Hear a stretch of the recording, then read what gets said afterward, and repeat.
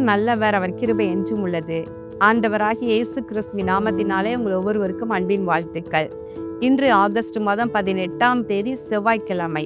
பிரியமானவர்களே, இந்த நாள் உங்களுக்கு ஆசீர்வாதமான நாளாக இருப்பதாக. இன்று நாம் தியானிக்கும் வசனம் நீதிமொழிகள் 10ஆம் அதிகாரம் 27வது வசனம். கர்த்தருக்கு பயப்படுதல் ஆயுசு நாட்களை பெருக பண்ணும், துன்மார்க்கருடைய வருஷங்களோ குறுகி போம். இங்கு வசனம் சொல்கிறது, கர்த்தருக்கு பயப்படுதல் ஆயுசு நாட்களை பெருக பண்ணும். பிரியமானவர்களே, இன்றைக்கு நீடிய நாட்கள் வாழ்ந்திருப்பதற்கு என்னெல்லாம் செய்யலாம் அப்படின்னா நிறைய பேர் நிறைய டிப்ஸ் கொடுத்துட்டே இருக்கிறாங்க இல்லையா? அதை சாப்பிடுங்க, இதை சாப்பிடுங்க, இவ்வளோ நேரம் எக்ஸசைஸ் பண்ணுங்க, இவ்வளோ வாக்கிங் போங்க, இதெல்லாம் பண்ணுங்க, அதெல்லாம் பண்ணுங்க என்று சொல்லி எவ்வளவோ ஆலோசனைகளை உலக மனிதர்கள், மருத்துவ உலகம் இதெல்லாம் நமக்கு கொடுத்துக்கிட்டே இருக்குது இல்லையா?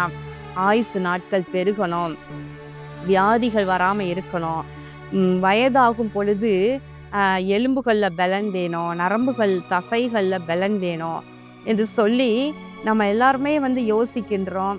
உலகம் அதிலெல்லாம் விழிப்படைந்து இப்போ அதுக்கு ஏற்றாற் போல் அநேகர் தங்களை மாற்றி கொண்டு இருக்கிறார்கள்.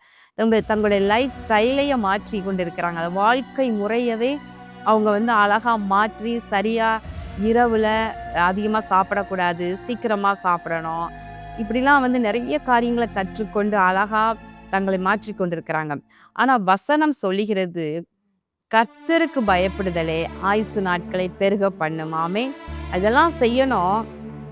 அதனோடு கூட கர்த்தருடைய கிருபை வேண்டும். கர்த்தருக்கு பயப்படுகிற மனுஷன் இவ்விதமாய் ஆசீர்வதிக்கப்படுவான்.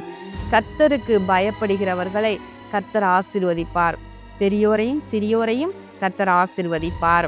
பிரியமானவர்களே, இப்போ கர்த்தருக்கு பயப்படுகிற பயம் நமக்கு இருக்குமானால் நம்முடைய ஆயுசு நாட்களை கர்த்தர் பெருக பண்ணுவார்.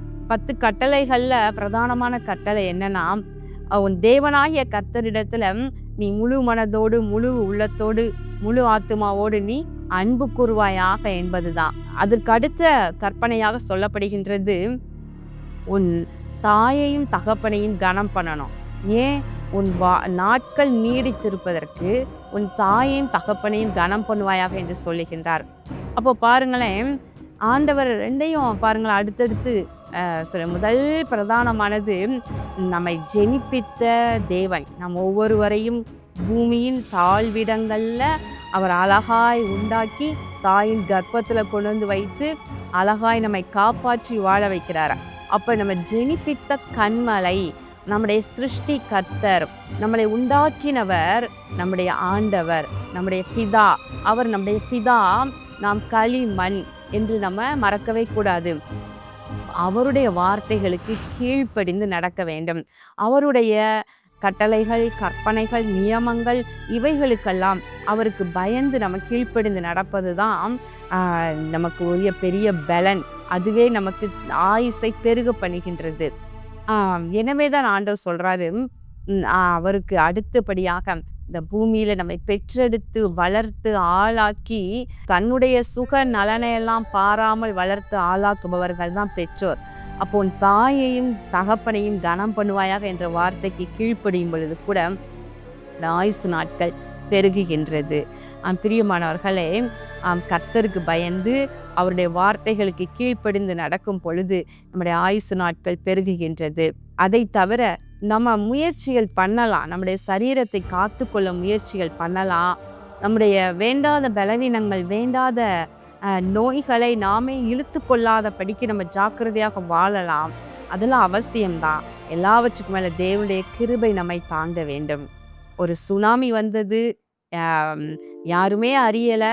ஒரு டிசம்பர் 26ஆம் தேதி காலையில் எல்லாரும் சந்தோஷமா, விடுமுறை நாட்கள், அந்த நாட்களில் எல்லாரும் குடும்பமாக எங்கெங்கேயோ சுற்றுலா போய் பீச்செல்லாம் மக்கள் நிரம்பி இருந்தாங்க. ஆனால் ஒரு சுனாமி வந்தது, அத்தனை பேரையும் வாரி கொண்டு போனது. லட்சத்திற்கும் அதிகமானோர் அந்த சுனாமியில் மரித்து போனாங்க. இவங்கெல்லாம் தங்களுடைய ஆயுசு நாட்கள் காக்கப்படணும், ஜீவனோடு வாழ்ந்திருக்கணும், தீர்க்காயுசாக இருக்கணும்னு எவ்வளோ முயற்சி பண்ணி இருந்திருப்பாங்க, யோசிச்சு பாருங்க. ஆனால் ஒரே நிமிஷத்தில் சுனாமி வாரி கொண்டது. சமீபத்தில் பூகம்பம், பெரிய ஒரு பூமி அதிர்ச்சி வந்தது. நம்ம கேள்விப்பட்டோம். அந்த பூமி அதிர்ச்சியில எத்தனையோ பேர் மரித்து போனாங்க என்று சொல்லப்பட்டது. கொள்ளை நோய் வந்தது இல்லையா? கொரோனா போன்ற வியாதிகள் வந்தது. அதுலேயும் ஏராளமான பேர் மரித்து போனாங்க. இப்போ பார்த்தீங்கன்னா நம்ம சரீர முயற்சி அற்ப பிரயோஜனம் உள்ளது. தேவ பக்தியோ அது இம்மைக்கு மாத்திரமல்ல, என்றைக்கும் நித்திய ஜீவனுக்கு ஏற்றதா இருக்கின்றது. அப்படி என்றால் கர்த்தருக்கு பயப்படுகிற பயமே நமது காரியம். ஆண்டவர் சொன்னார் இஸ்ரவேல் மக்கள்கிட்ட, உனக்கு முன்பாக எப்போது எனக்கு பயப்படுகிற பயம் இருக்கட்டும் என்று சொல்லி. பிரியமானவர்களே, நீங்கள் என்னெல்லாம் வாழ்க்கையில் முயற்சி பண்ணலாம். உங்களுடைய கல்வி அறிவை பெருக்குவதற்கு எவ்வளவோ நீங்கள் டைம் ஸ்பெண்ட் பண்ணலாம். உலக ஞானத்தை கற்றுக்கொள்வதற்கு எவ்வளவோ நீங்கள் டைம் செலவு பண்ணலாம். உங்களோட பணத்தை செலவு பண்ணலாம்.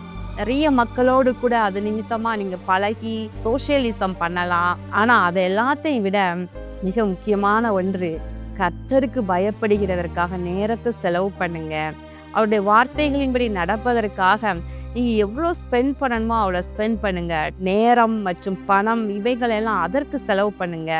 அதனோடு கூட மனுஷர்களோடு ஐக்கியம் வைத்திருக்க எவ்வளோ நேரத்தை செலவு பண்ணுறீங்களோ, நீங்கள் கொஞ்ச நேரம் ஆண்டவரோடு ஐக்கியம் வைத்திருக்க உங்கள் நேரத்தை செலவு பண்ணுங்க.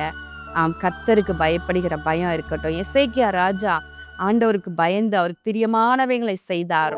அவருக்கு பண்டிகைகளை கொண்டாடினார் என்றெல்லாம் பார்க்கிறோம்.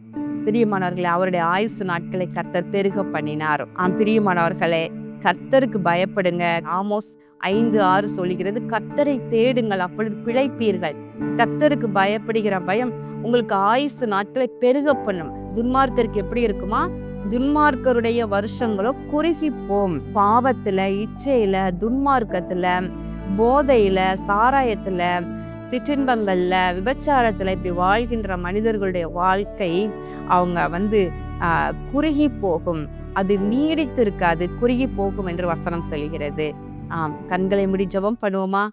எங்கள் அன்பின் பரலோக பிதாவே, இதோ இந்த நாளிலே நாங்கள் தியானித்த உம்முடைய வார்த்தையின்படி உமக்கு பயப்படுகிறதினாலே ஆயுசு நாட்களை நீர் பெருக பண்ணுகிறீர் ஐயா.